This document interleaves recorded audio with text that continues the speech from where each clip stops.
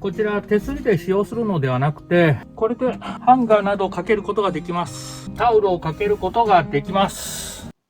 おはようございます。発動体が改造機の細です。前回の動画で、ケイキャンインディ727で夫婦2人車中泊した時の問題点についてお伝えいたしましたが、まずは簡単なところから DIY で解決しようと、ダイソーやホームセンターでいろいろ買ってきました。取り付けていきたいと思います。これからもキャンピングカーの動画を配信していきますので、チャンネル登録お願いします。まずホームセンターでこちらの手すりを買ってきました。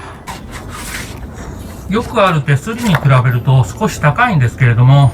デザイン的におしゃれなのでかなり気に入っております。マッシュにも色違いの茶色い手すりをつけておりますが、茶色い手すりは傷がつくととても目立ってしまうので、今回はこちらの明るい色の手すりを入ってすぐのこちらの扉に取り付けたいと思います。右上に取り付けたいのでマスキングテープで印します。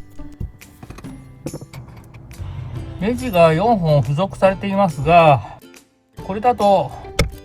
どのぐらいかな。付属のネジは長いので短いネジに交換して取り付けていきます。こちらの手すりは扉につけますので、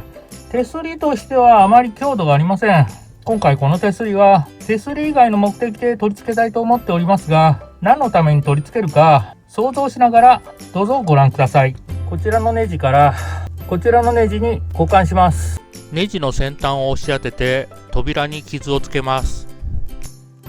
貫通させたくないのでドリルにマスキングテープで印をつけておきました。下穴開けていきます。先ほどネジの先端でつけた印を目印に穴を開けていきます。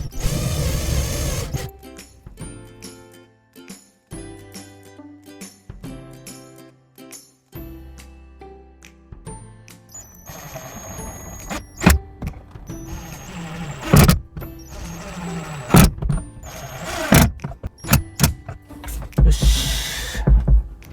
貫通してないですね。最後にここネジを隠すための木材と両面テープが付属されてますので、こちらの両面テープでこの木材を貼り付けていきます。この手すり購入したのは 230mm の一番短いタイプですが、他に 420mm と 600mm の手すりがあります。はい、この手すりには色違いでクリアベージュとベイクブラウンがあるのですが、マッシュに取り付けたベイクブラウンは傷がつくと目立ってしまうので、クリアベージュを買ったつもりだったのですが、これ無塗装のタイプでした。もう取り付けてしまいましたけれども、後でニス塗りしておこうかと思います。これで手すりの取り付け完了ですが、こちら手すりで使用するのではなくて傘掛けに使用したいと思います。傘の下をステップにしておけば、雨が滴り落ちてもステップは濡れて問題ないところなので、これで濡れた傘もかけておけるかと思います。なるほどね。こちらのハンドルを取り付ける前に出入り口の網戸にもハンドルを取り付けておりますので、こちらのハンドルが傘掛けに利用できないかと思ったのですが、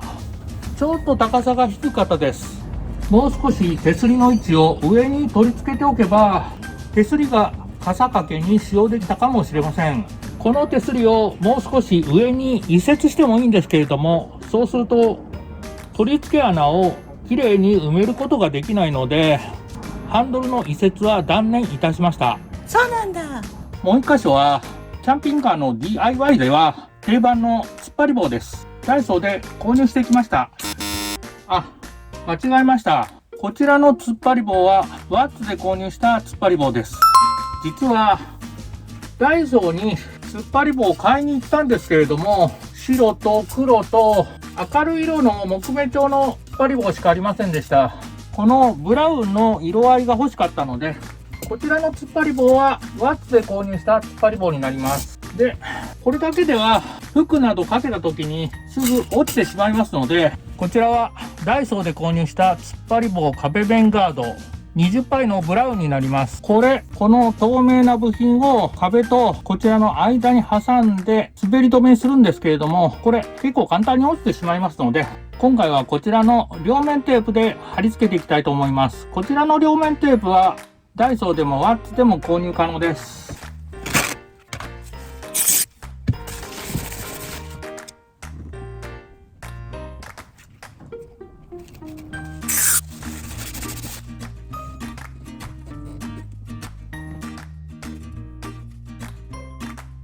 これでハンガーなどをかけることができます。それから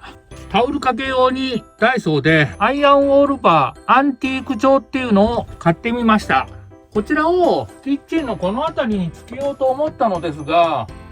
ここは高さがあまりないので、タオルを2つ折りにかけた時に、ここだとキッチンの天板にタオルが当たってしまいます。なのでここではなくてこの辺りに取り付けできないかと思います。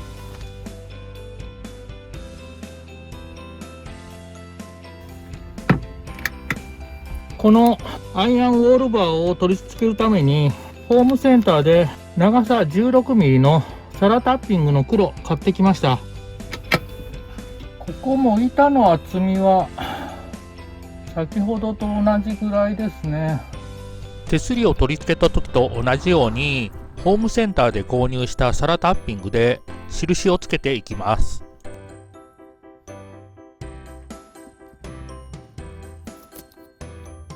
先ほどつけた印のところに下穴を開けていきます。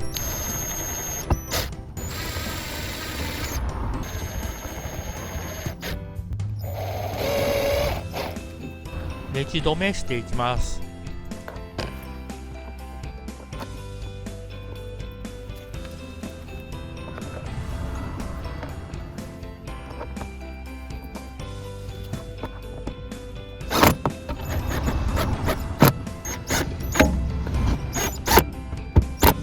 よし。